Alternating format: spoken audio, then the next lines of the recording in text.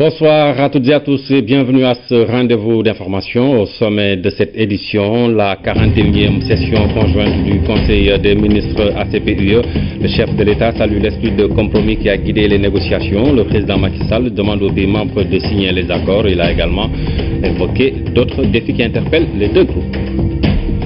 Modernisation de la gestion des bourses étrangères. Nous irons à la découverte du service de gestion des étudiants. Le SGE gère les allocations de bourses des étudiants établies dans une quarantaine de pays. Le service est rattaché à l'ambassade du Sénégal à Paris. Dans la série sur le 1er mai, nous parlerons de l'inspection du travail, son rôle, les médiations qu'elle fait dans le monde du travail. Nous nous intéresserons aussi à la pléthore de syndicats au Sénégal, de quoi affaiblir les organisations de travail. Et puis la rubrique économie s'intéresse aux structures mises en place pour accompagner les petites et moyennes entreprises. Après le financement, c'est l'obstacle de l'accès au marché qui se dresse devant ces PME.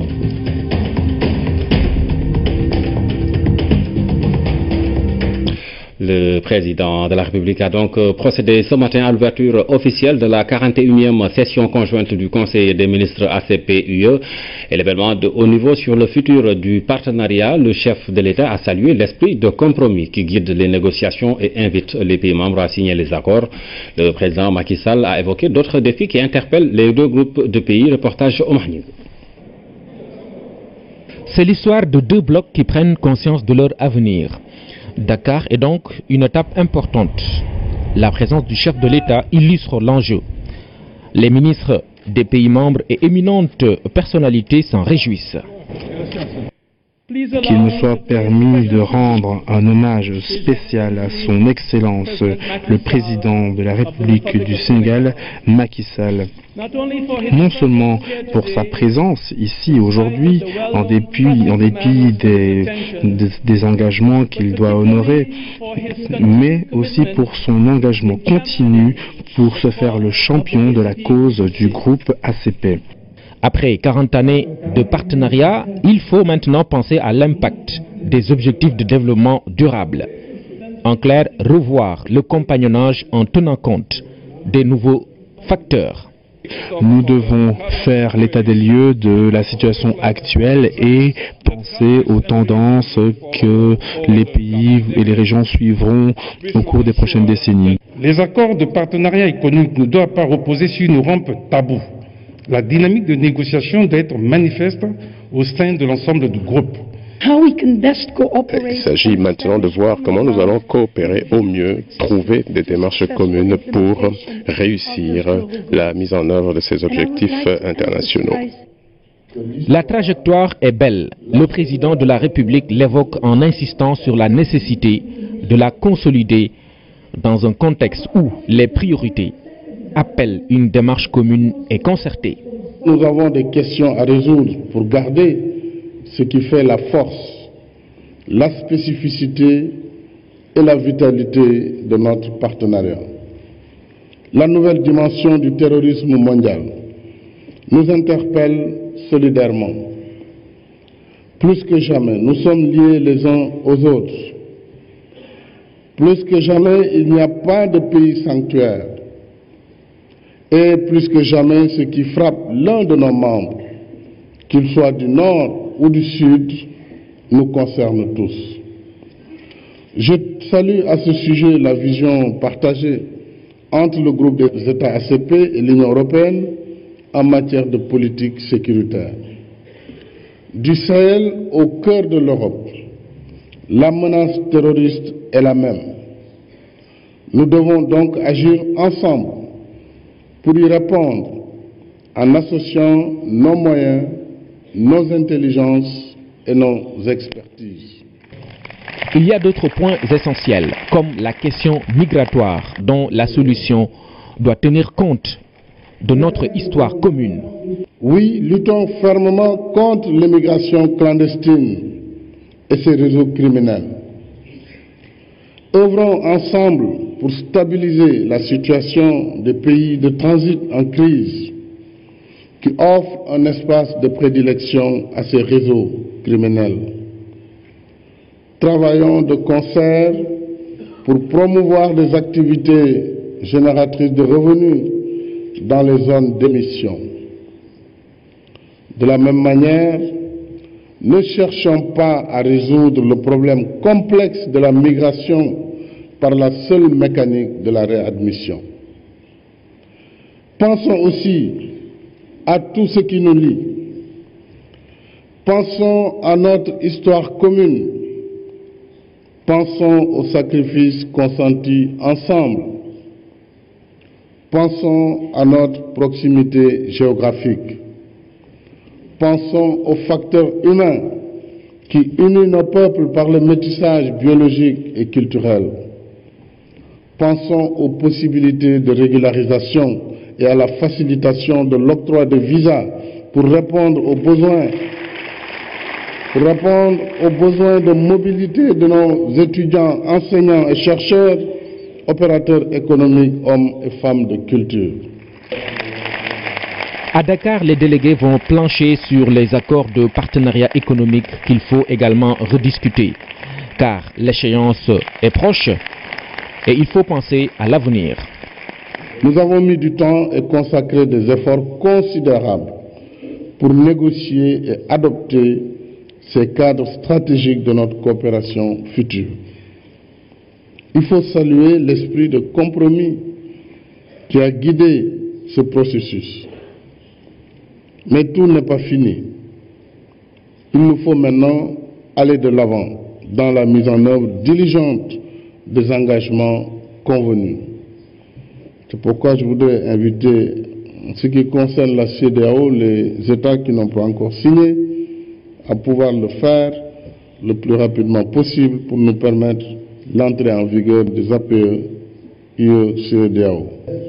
L'Afrique, Caraïbes, Pacifique et l'Union européenne s'engagent à bâtir un avenir meilleur. Le Sénégal y travaille. Le message délivré par le chef de l'État prend tout son sens et fixe donc les repères. En marge de la conférence ACP Union européenne, le président Macky Sall s'est entretenu avec plusieurs personnalités. Il s'agit de l'ancien chef d'État du Nigeria, Olusegun Obasanjo, de deux envois spéciaux du Kenya, du Botswana et de la directrice générale de la coopération internationale de la Suède, qui est venue solliciter le soutien du Sénégal pour un siège au Conseil de sécurité des Nations Unies. Pape Biram Bigandiaï. Ce sont des entretiens et des retrouvailles. Des retrouvailles comme celle avec Olusegun Obasanjo, ancien président de la République fédérale du Nigeria. C'est toujours l'occasion pour le président Macky Sall d'évoquer avec lui les grandes questions africaines, questions de paix et de sécurité notamment, dont le sillage d'une Afrique qui s'inscrit dans une nouvelle dynamique de démocratie. Le sujet était aussi au cœur des échanges entre le président Macky Sall et la directrice générale pour le développement et la coopération internationale de la Suède. Elle est venue solliciter le soutien du Sénégal pour son pays, candidat au Conseil de sécurité des Nations Unies. Nous avons discuté la bonne collaboration entre nos deux pays, surtout dans le domaine de sécurité, paix et environnement. Et nous sommes très contents d'avoir eu le conseil aussi de notre ami sénégalais, comment on travaille dans les conseils de sécurité dans l'ONU. Elle, c'est la ministre kenyane des Affaires étrangères, Amina Mohamed, et porteuse de message du président Uhuru Kenyatta. Message d'amitié empreint d'une réelle volonté d'ouvrir une nouvelle page dans les relations entre le Sénégal et le Kenya.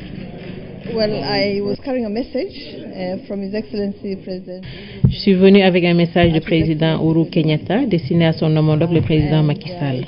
Il s'agit d'une invitation pour une visite d'État au Kenya dans le cadre du renforcement des liens d'amitié et de coopération entre le Sénégal et le Kenya. C'est aussi des mots de remerciement, puisque le président Macky Sall a bien voulu accepter l'invitation de son frère et ami, le président Uhuru Kenyatta. Et puis, laissez-moi vous dire que le président Macky Sall est très populaire dans notre pays, le Kenya. Et les populations sont très impatientes de le voir.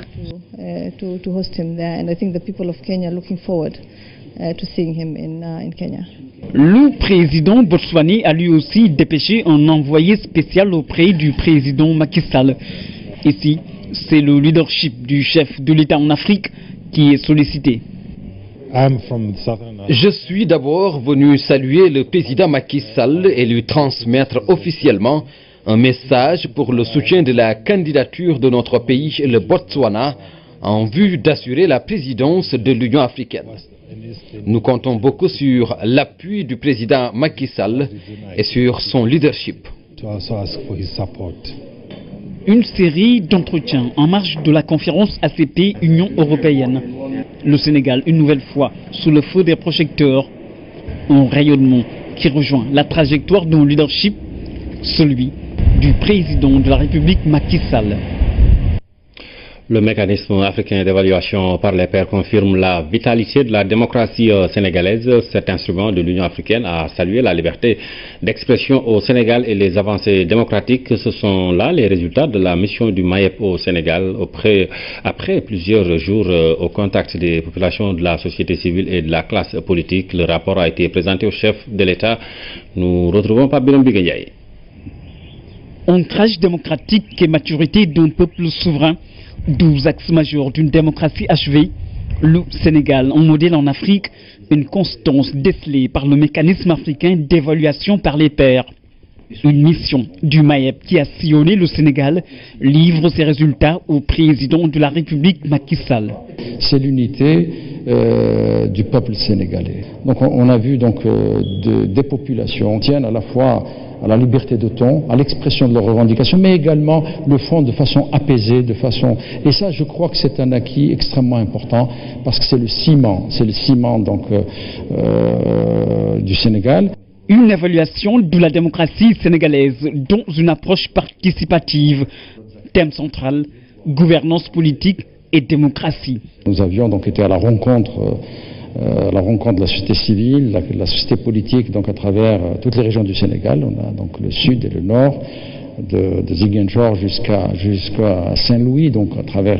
Et ça nous a permis, donc j'ai rendu compte à son Excellence, le Président de la République, un peu de discussions que nous avons eues, des problématiques évidemment qui sont sorties, également des progrès nets que nous avons constatés dans le champ des libertés démocratiques et de l'alternance. C'est en 2003 que le MAEP a été instauré par l'Union africaine, mais c'est seulement en 2012, avec l'arrivée du président Macky Sall au pouvoir, que cela s'est traduit en actes. Une évaluation de notre démocratie qui fait aujourd'hui la fierté de toute l'Afrique. Le chef de l'État a reçu le général de corps d'armée Balla Keïta, nouveau commandant de la force de la mission multidimensionnelle intégrée des Nations Unies pour la stabilisation en Centrafrique. Avec plus de 40 ans d'expérience militaire au niveau national et international, le général Keïta est venu présenter ses respects au commandant en chef des forces armées sénégalaises, le président Macky Sall, qui a doté l'armée nationale d'un arsenal militaire qui aujourd'hui force l'admiration de toute l'Afrique. Le général Balla Keïta est au micro de Pape-Birame Bigué. J'étais venu quand même présenter mes respects à Monsieur le Président de la République et lui exprimer toute ma gratitude. Comme vous le savez, quand même, lui-même et toute la diplomatie sénégalaise a été derrière ma désignation à la tête des forces de maintien de la paix en Centrafrique. Quoique c'est une position quand même qui honore le pays, et j'étais venu quand même exprimer toute ma gratitude à Monsieur le Président de la République. On a discuté, disons, de la situation en Centrafrique, parce que comme vous le savez, on a des troupes, et puisqu'il est intéressé par, disons, les problèmes de sécurité en Afrique, donc on a échangé là-dessus. Il a essayé de voir dans quelle mesure il pourrait quand même aider à une sortie de crise. Et je me chargerai aussi par rapport à cela de transmettre, disons, sa disponibilité aux autorités centrafricaines et aux autorités onusiennes. Par ailleurs, on a discuté un peu aussi de la situation sécuritaire chez nous. Et j'ai eu à présenter au Monsieur le Président de la République toutes mes admirations par rapport aux évolutions notoires qu'on a pu constater pendant le 4 avril par rapport aux capacités de nos forces. On a vu que ça bouge, et puis de l'extérieur, on était fiers de suivre le défilé du 4 avril avec nos compagnons des autres pays, et de voir quand même toutes ces capacités que le Sénégal, quand même, qui n'est pas un pays riche, a pu quand même présenter à son peuple. Je pense que quand même cela nécessite quand même que tout bon militaire puisse quand même présenter ses admirations à Monsieur le Président de la République, qui est à l'origine quand même justement de ce changement drastique au niveau des forces. Le général Keïta, chef de la mission des Nations Unies en Centrafrique, reçu par le chef de l'État, harmoniser les législations pour une sécurité économique. C'est autour de ce thème que les huissiers de justice d'Afrique et d'Europe ont ouvert leur 4e rencontre. Après le Gabon, le Cameroun, le Togo, c'est au tour du Sénégal d'abriter cette rencontre internationale qui réunit plus de 80 pays d'Afrique et d'Europe. La cérémonie a été présidée par le Premier ministre Mohamed Boun Abdallah Dionne. C'est un reportage de signé Abib Mbaye. Accusés, levez-vous, le juge arrive. Le Premier ministre est entré dans cette salle pour participer à cette sorte de plaidoirie où les huissiers de justice, officiers judiciaires, vont passer en revue les textes, les codes, les jurisprudences et législations en vigueur dans les 88 pays présents à ces 4e rencontres d'Afrique, d'Europe, des huissiers de justice. L'harmonisation de nos diverses législations nationales ou leur renforcement dans une zone considérée et pour des domaines bien identifiés constitue un puissant facteur de sécurisation d'un processus économique et bien plus d'un processus social. Dans un monde de globalisation, les règles de justice doivent être harmonisées. L'Union internationale des huissiers de justice veut inscrire ses actions en conformité avec l'économie mondiale. L'Union internationale des huissiers de justice fournit des outils d'harmonisation. Et l'un des outils majeurs, c'est le Code mondial de l'exécution. Nous avons créé ce Code mondial de l'exécution pour justement établir des standards en matière d'exécution des décisions de justice. C'est un code qui a été élaboré pendant plusieurs années de façon à recueillir les plus petits dénominateurs communs sur l'exécution dans tous les pays membres de notre organisation, c'est-à-dire sur 4 continents différents. L'Union est en phase avec les textes de l'OHADA, membre du Global Forum de la Banque mondiale, en conformité avec les directives de l'UEMOA.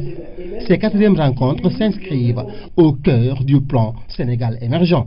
L'harmonisation des législations nationales, facteur de sécurité économique, est en effet au cœur de notre politique économique et sociale déclinée à travers le plan Sénégal émergent.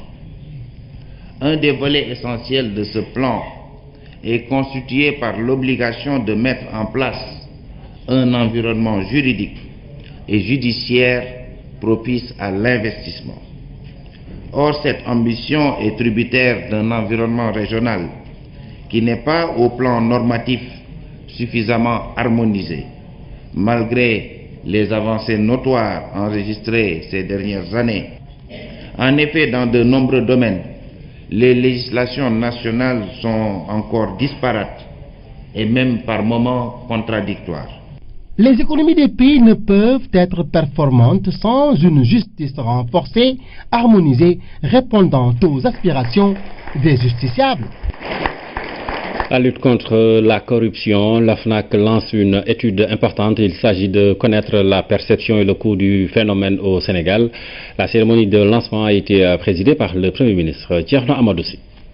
Corruption, phénomène complexe d'une dimension mondiale. En Afrique, chaque année, elle fait perdre plus de 60 milliards de dollars. Au Sénégal, depuis 2012, le combat est intensifié. Prenant toute la mesure des enjeux liés à la lutte contre la corruption, le président de la République, en relation étroite avec le Parlement, a mis en place l'OFNAC, démontrant ainsi son attachement à l'instauration d'une gouvernance vertueuse. Cela témoigne également de sa forte volonté politique d'apporter une riposte énergique à la corruption pour assurer les conditions de succès de ces importants projets inscrits au cœur du plan Sénégal émergent. Quelle est la perception que les Sénégalais ont de la corruption? Quelle est leur opinion? Et quels sont les secteurs les plus affectés? Pour avoir des réponses précises, l'OFNAC et ses partenaires commandite une étude. On a pensé que chaque contexte, certainement, a ses déterminants de la corruption et qu'il est important de comprendre ces déterminants-là pour pouvoir élaborer des stratégies efficaces pour lutter efficacement contre le phénomène. Il faut des moyens et des stratégies innovantes pour mieux appréhender le phénomène de la corruption. Et pour ce travail de longue haleine, le gouvernement du Sénégal s'engage. J'ai accepté volontiers de venir assurer tout le soutien du gouvernement à votre institution dans cet exercice. En effet, la corruption, phénomène universel et complexe, constitue aujourd'hui un des principaux facteurs de contre-performance des politiques publiques et l'une des causes de l'aggravation de la pauvreté à travers le monde. Elle empêche aux populations de jouir de leurs droits et libertés au profit d'intérêts particuliers.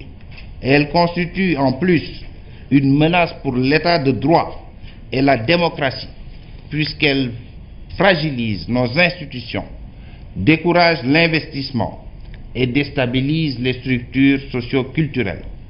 C'est pourquoi elle mérite d'être bien comprise dans tous ses aspects pour pouvoir être combattue avec la plus grande efficacité. Pour mener à bien l'étude sur la perception et le coût de la corruption au Sénégal, un comité scientifique de suivi va naître.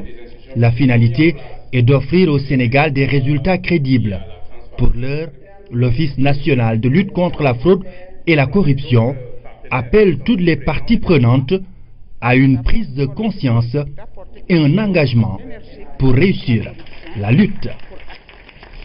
En marge de cette cérémonie qui entre dans le cadre de la lutte contre la corruption, le Premier ministre a précisé qu'au Sénégal, bonne gouvernance et transparence sont des credos. Il a aussi dit que le temps de l'action est en marche. Voici Mohamed Boun Abdallah Dionne au micro de Thierno Amadoussi.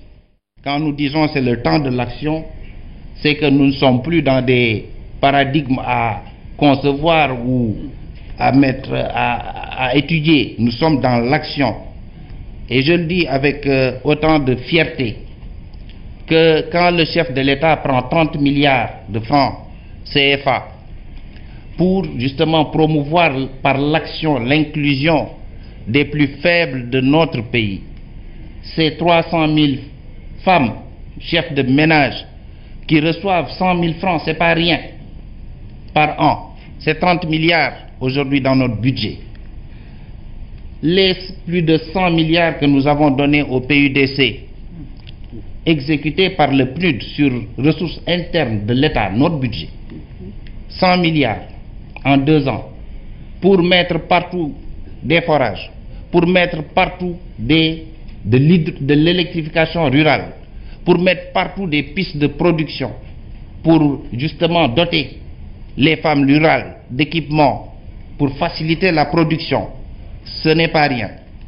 Quand nous avons choisi l'agriculture comme secteur pilier, secteur, j'allais dire, prioritaire, pour doper nos capacités productives, avec des subventions en ce qui concerne la mécanisation, nous subventionnons aujourd'hui 60% du matériel attelé. Dans le Nord, quand vous achetez une moissonneuse batteuse, vous payez 40% du prix. Quand vous achetez une motopompe pour l'irrigation, vous payez 40% du prix. C'est le budget de l'État qui supporte les 60%. Quand le chef de l'État décide de mettre 130 milliards dans l'éducation, l'enseignement supérieur, pour construire l'université à Kaolack ou l'université Amadou Mahtar Mbow à Diamniadio sur fonds publics, c'est que nous avons fait des économies quelque part. Quand nous décidons de construire 200 collèges d'un seul coup, c'est que nous avons fait des économies dans nos finances publiques. Et je peux continuer comme cela pour montrer et dire 2 choses. Première chose, nos finances publiques sont saines. Si elles n'étaient pas saines, on n'aurait pas pu faire tout ça. Deuxième chose, le PSE, de par sa conception même autour de 3 axes, celui qui porte d'abord les capacités productives, la transformation des structures, de la structure de l'économie, pour que notre pays soit plus riche, parce qu'on ne peut pas continuer à exporter notre coton et importer des tissus Vax de Hollande ou de l'Autriche. Donc nous voulons capter la valeur ajoutée ici. C'est cela l'axe 1 du PSE. C'est tous les programmes d'infrastructure, des programmes, j'allais dire, c'est 20 milliards qu'on a mis dans le parc industriel à Diamniadio pour justement promouvoir l'industrie, le développement industriel. 20 milliards que nous ne sommes pas allés emprunter. C'est le budget de l'État qui l'a fait. Le président dit oui pour des richesses supplémentaires, pour de la croissance. Et cette croissance, elle existe. Mais il dit, de l'autre côté, je veux que cette croissance soit porteuse d'inclusion sociale. C'est tout l'axe 2 du PSE. Et il dit aussi, l'axe 3, dans le cadre d'un état de droit. Et c'est ce qui justifie justement la création de l'OFNAC. Voilà, c'était donc le Premier ministre lors de cette rencontre de l'OFNAC. Parlons de la signature de partenariat entre le Sénégal et la Fédération de Saint-Christophe et Nevis. L'objectif de cet accord est de renforcer les relations diplomatiques entre les deux pays. Anaïs Nyanyamane. Signature, échange de parafeuilles, poignées de main. Des gestes qui marquent un début de partenariat entre la Fédération de Saint-Christophe et Nevis et la République du Sénégal. Nous avons décidé en tout cas de développer des relations de coopération beaucoup plus soutenues, d'avoir des échanges et des consultations sur les questions internationales et les questions régionales, et puis de favoriser également la coopération dans le domaine de la culture. Our objective is to deepen our relationship. Nous avons établi ces relations pour formaliser nos relations, mais également l'approfondir. Et vous savez que les pays de CARICOM, des Caraïbes, ont supporté le Sénégal pour l'accès au Conseil de sécurité. Et nous avons développé l'idée avec mon collègue de développer la relation entre la CEDEAO et le CARICOM dans les Caraïbes, parce qu'ensemble nous faisons 30 pays. Together we are 30 countries. Au-delà du renforcement des relations bilatérales, les deux pays souhaitent un développement harmonieux de leurs relations. Our priorities are to support each other in international forums. Ce que nous visons, c'est vraiment de nous supporter. Chaque pays supporte l'autre. Et il y a beaucoup de sujets sur lesquels nous avons des intérêts communs, comme le changement climatique, la sécurité énergétique, la sécurité alimentaire. Sur toutes ces questions-là, nous allons développer des échanges avec le Sénégal pour que nous ayons les mêmes points de vue et que nous les défendions ensemble. Nous allons nous-mêmes désigner une ambassade du Sénégal à l'étranger qui va couvrir désormais Saint-Kitts et Nevis, et Saint-Kitts et Nevis également fera la même chose. Donc c'est un pas important vers le développement des relations de coopération à tout point de vue, et surtout nous créerons un cadre de dialogue et de concertation sur les grands dossiers de la politique internationale. La gestion de l'eau douce est l'une des préoccupations du Sénégal. Notre pays peut désormais compter sur le soutien de Saint-Christophe et Nevis, ainsi que sur l'ensemble des pays des Caraïbes pour une solution définitive à ce problème. Signature des conventions pour la finalisation et la construction et pour l'exploitation de l'aéroport international Blaise Diagne. L'infrastructure devra être livrée dans 8 mois. Le reste des travaux sera assuré par le consortium Soumolimac et qui sera aussi dévolu la gestion du nouvel aéroport. Sedina Alundigo. L'accord est scellé. La signature du 6e avenant célébrée. Remise de cadeaux, on se félicite des conventions pour la finalisation de la construction et pour l'exploitation de l'aéroport international d'Estiaï. Oubliez alors les différends avec Saudi Bin Laden Group qui a retardé la livraison de l'infrastructure. Les obligations du groupe saoudien sont désormais prises en charge par un sous-traitant, le consortium turc Soumolimac. Le reste des travaux, estimés à 15%, devraient être payés suivant le reliquat du marché. Au consortium turc, il est astreint une livraison dans 8 mois.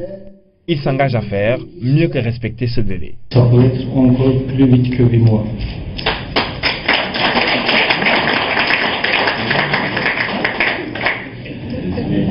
Je ne dis pas ce type de choses parce que c'est populaire ou bien quelque chose d'autre, mais nous avions fait la même démonstration avec le centre de congrès SICAT à Diamniadio avec un délai de 11 mois. Normalement, notre contrat avec l'État pour la réalisation de ce projet de 400 jours, nous avons réussi de terminer clé en main avec un délai de 343 jours. Pour le ministre des Transports aériens et du Tourisme, Cette nouvelle donne est le fruit d'un engagement au plus haut point des autorités turques et sénégalaises. Dans le cadre du renforcement des liens de coopération, du reste déjà fort entre Ankara et Dakar, nos deux présidents ont encouragé les négociations engagées entre AIBD-SA et le groupement Souma-Limak. Ils n'ont ménagé aucun effort pour une conclusion heureuse de ces négociations. Avec les initiatives prises ces derniers temps, nous pensons de façon certaine remporter avec mention honorable la bataille du hub aérien. Une fois les travaux terminés, il faudra attendre 4 autres mois pour le démarrage effectif des activités de l'AIBD. Va ainsi commencer l'exploitation de l'infrastructure par le consortium turc, a signalé que la convention garantit la reprise des travailleurs de l'agence des aéroports du Sénégal.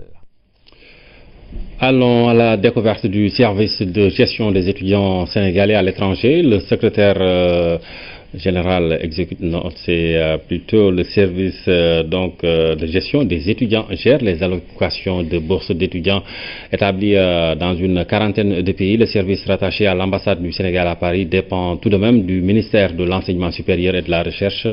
En attendant l'attribution des nouvelles bourses socio-pédagogiques, le service gère 3600 bourses d'études de tous ministères confondus avec transparence et traçabilité. Aboubakar Kane. Au 32 rue de la Tour, dans le 16e arrondissement, une propriété immobilière du Sénégal abrite le service de gestion des étudiants sénégalais à l'étranger. Le SGE est un service particulier qui dépend du ministère de l'Enseignement supérieur et rattaché à celui des Affaires étrangères. Le service a la responsabilité du paiement des allocations d'études à l'étranger et dispose d'un régime intermédiaire de dépenses avec une compétence transfrontalière presque universelle. Nous couvrons une quarantaine de pays, c'est-à-dire tous les étudiants sénégalais qui sont en études à l'étranger et qui disposent d'une allocation d'études offerte par le gouvernement du Sénégal sont gérés et sont payés à partir de ce service. Vous appelez pour votre dossier ? Loin de Paris, tout commence à Dakar avec la réforme engagée sur instruction du chef de l'État pour rendre visible et transparente l'allocation des bourses. La constitution d'un dossier requiert des pièces justificatives du statut de l'étudiant. Avant que l'étudiant quitte le Sénégal, ou bien si l'étudiant est déjà en France, à l'étranger, il doit constituer un dossier. Et ce dossier, souvent, on demande naturellement la pièce d'identité de nationalité sénégalaise. On demande le certificat d'inscription parce qu'il faut qu'il justifie qu'il est étudiant. Certificat d'inscription dans une formation n'importe laquelle. Et puis les relevés de notes, c'est important pour qu'on puisse voir la progression du cursus pédagogique. Et puis une lettre adressée au ministre de l'Enseignement supérieur, que ce soit manuscrite ou imprimée, mais une lettre où il faut développer tout le centre d'intérêt de cette demande. Jusqu'ici, c'est le ministre en charge de l'enseignement qui avait la haute main sur tout ce qui est attribution. Aujourd'hui, nous avons une commission constituée par l'ensemble des parties prenantes qui se réunit à Dakar et qui octroie les allocations d'études. Bourse d'excellence, bourse socio-pédagogique ou du 3e cycle, tous peuvent postuler en présentant un dossier de gestion. Je ne savais même pas que cette structure existe ici, parce qu'un ami me l'avait dit. Je me suis dit que pourquoi pas ne pas saisir cette opportunité. Je suis venu, vraiment ils m'ont accueilli à bras ouverts. Ça fait 2 jours de cela que j'avais déposé un dossier pour l'université Limoges. Maintenant aujourd'hui je suis là pour l'université Cergy-Pontoise. On doit compléter le dossier pour l'envoyer aujourd'hui même. Tous les dossiers sont répertoriés et après classés sur la base des critères objectifs tels que les STEM, ça veut dire tout ce qui est sciences, sciences de l'ingénieur, mathématiques, agriculture aussi, la progression, est-ce que l'étudiant a la mention au bac? Vous avez entendu parler des boursiers d'excellence, ce sont ces jeunes qui ont la mention bien ou très bien et qui ont une inscription des classes préparatoires. Est-ce qu'il y a une régularité au niveau de la progression? Est-ce qu'il est âgé ou pas? Régularité, transparence et traçabilité des allocations, le régisseur des bourses procède à toutes les vérifications. Il s'agit d'un long processus, engagement, liquidation et ordonnancement avant le paiement. C'est un milieu assez particulier, les étudiants, effectivement, tout doit être transparent. Ce contrôle-là, pour les autorités du Trésor, est mis à haut niveau, parce que c'est rare effectivement de voir une régie dirigée par un inspecteur du Trésor. Et mensuellement, on engage les paiements. Tous les paiements aujourd'hui sont non seulement maîtrisés, c'est tous les premiers du mois, qu'il s'agisse d'un samedi, d'un dimanche ou d'un jour férié, l'équipe se déplace et on procède au paiement. Et c'est des virements directs dans les comptes de l'étudiant. Tous les premiers du mois, ils sont payés pour ceux qui sont en France, pour ceux qui sont hors France, Maroc, Chine, États-Unis, Canada, on les paye par trimestre. Le président Macky Sall avait particulièrement insisté lors de la réception du rapport de l'IGE sur l'archivage des documents comptables. Ici, le service se fait l'obligation de conserver le double des documents. C'est vrai que ça nous a conforté dans notre option, effectivement, qu'il fallait conserver ces documents-là. Et d'ailleurs, c'est une obligation légale. Il y a les dossiers des étudiants qui sont conservés de manière électronique. Et ça, c'est la partie administrative surtout.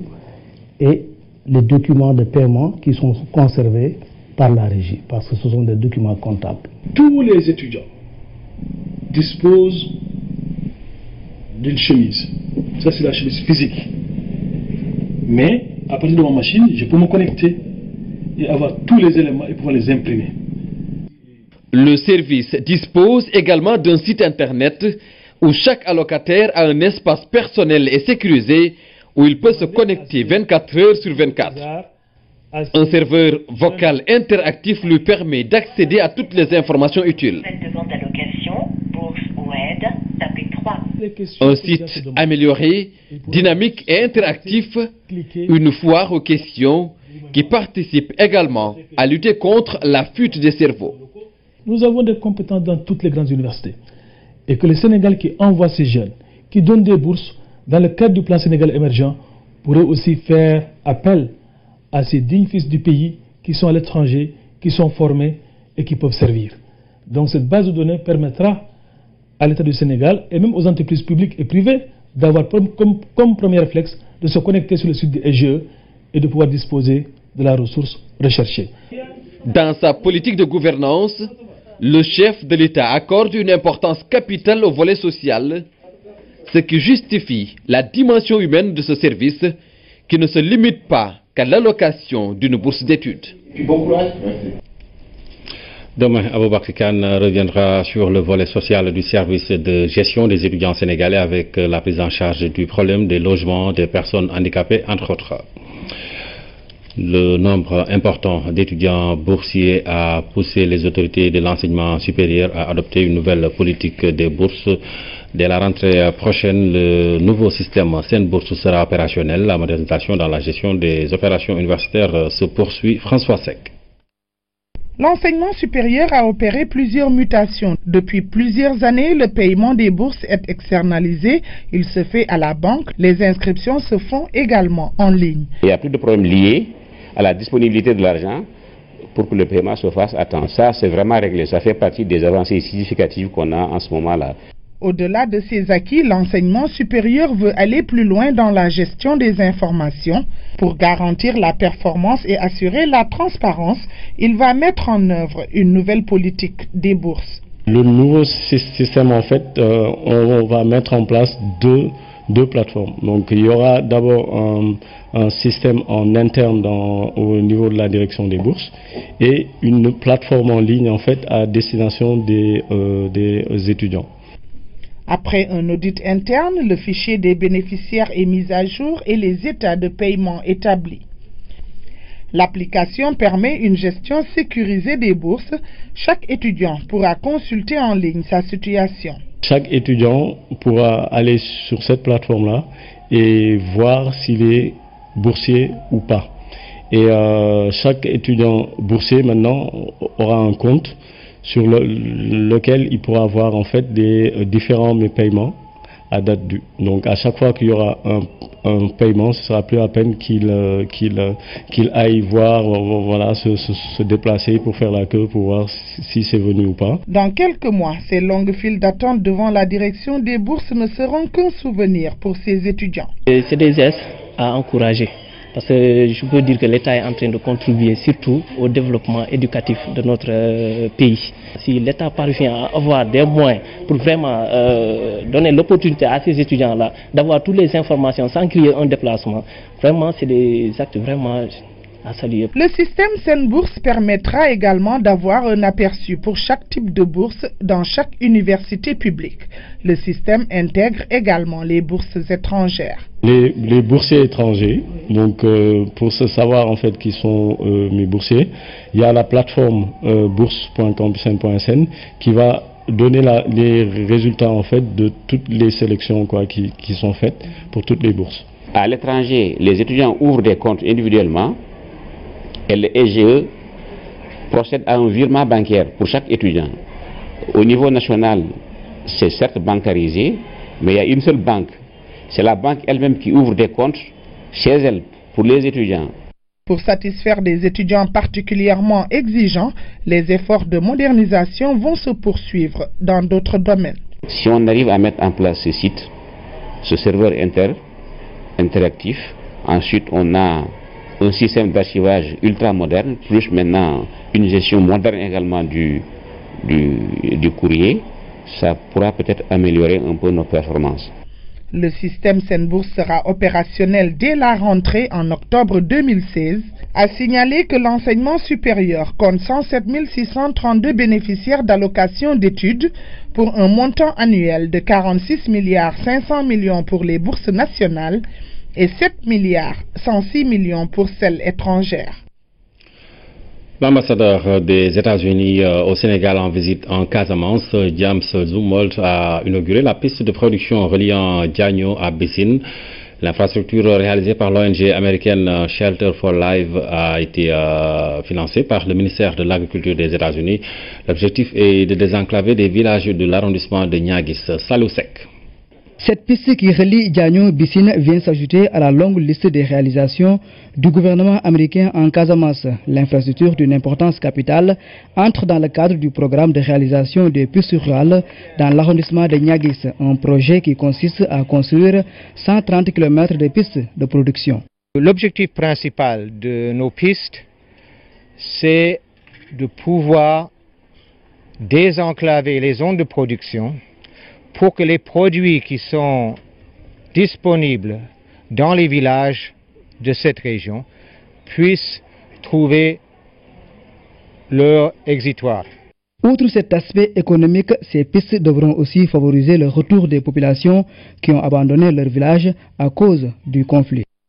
La population de Bissine a manifesté un fort désir de retourner dans le village d'origine et s'est mobilisé, s'est organisé pour essayer de revenir.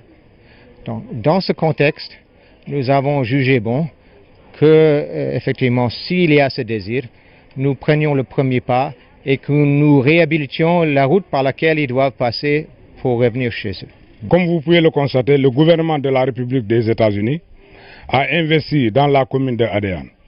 Il continuera à le faire afin que Adéane, poumon de notre économie, joue pleinement son rôle et les siens au Sénégal dans la sous-région.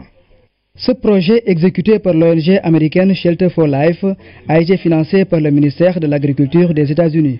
Objectif, aider ces populations à être plus productives.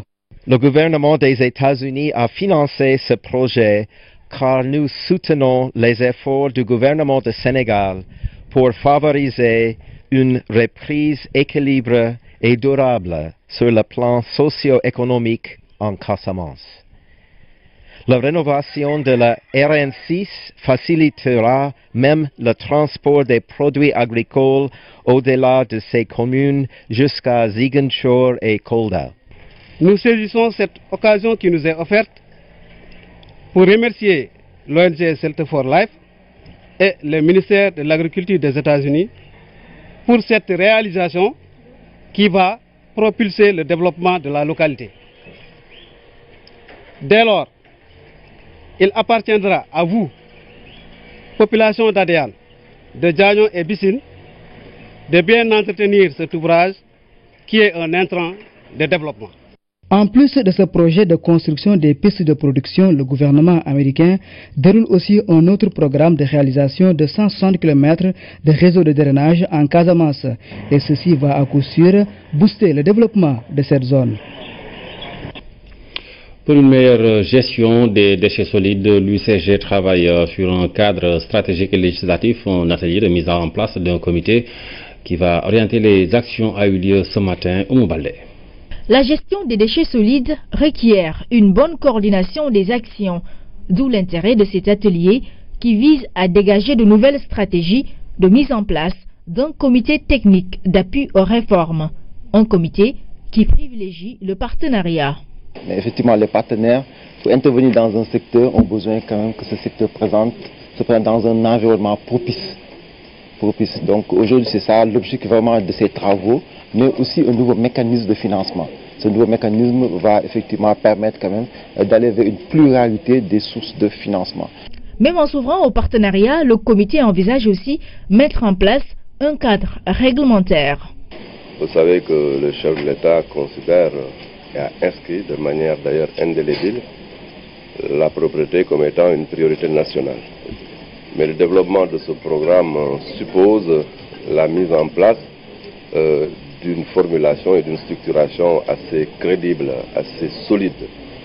Ça veut dire quoi? Ça veut dire un cadre légal, un cadre réglementaire, un dispositif opérationnel bien pensé.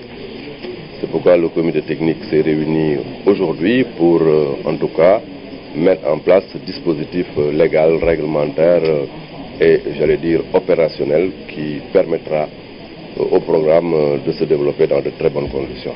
En faisant de la propreté son cheval de bataille, le comité mis en place veut rendre les collectivités locales plus attractives pour favoriser l'arrivée d'investisseurs. En marge de cet atelier consacré à la gestion des ordures, le ministre de la Bonne Gouvernance a réagi sur le cumul du mandat. La loi sera respectée, selon Abdoulaye Diouf-Sarr. Il y a trois choses fondamentalement à noter. La première chose, c'est le Code général des collectivités locales, en son article 55, qui vise, bien entendu, les incompatibilités postérieures à l'élection du président du conseil départemental. Et j'insiste sur le mot postérieur. Autrement dit, s'il y a un acte d'incompatibilité qui vient après l'élection du président du conseil départemental, la procédure qui doit être déclenchée doit bien entendu inclure une mise en demeure et attendre la réponse, et ainsi de suite. Ensuite, il y a l'article 56 du même Code général des collectivités locales qui, bien entendu, vise une nomination après l'élection du président du conseil départemental. Une nomination qui pose un problème d'incompatibilité. Là aussi, c'est un acte de nomination après l'élection du président du conseil départemental. Dans ce cas de figure aussi une procédure qui inclut la mise en demeure nécessaire. Mais la loi 96-11 du 22 mars 1996 dit ceci. Dans son article 1er, refuse les cumuls. On ne peut pas avoir plus de 2 mandats. Et dans son article 3 dit que si c'est le cas, dans les 30 jours, si l'intéressé ne fait pas un choix, son dernier mandat électif acquis tombe de plein droit. C'est la loi qui fait tomber. Je n'ai pas besoin donc de mettre en demeure quand la loi prend la décision de faire donc tomber le dernier mandat de plein droit. Dans la hiérarchie des normes, on ne peut pas effectivement, quand la loi dit quelque chose, se permettre de déclencher une autre procédure pour aller chercher un décret ou un arrêté. Quand je dis j'ai le droit avec moi, nul n'est censé ignorer la loi. Et la loi, par définition, est générale et impersonnelle. La loi, par définition, ne regarde pas les couleurs de parti. Et nous avons vendu aux Sénégalais la patrie avant le parti. Et de ce point de vue-là, nous avons effectivement hier pris des décisions qui concernent le président du conseil départemental de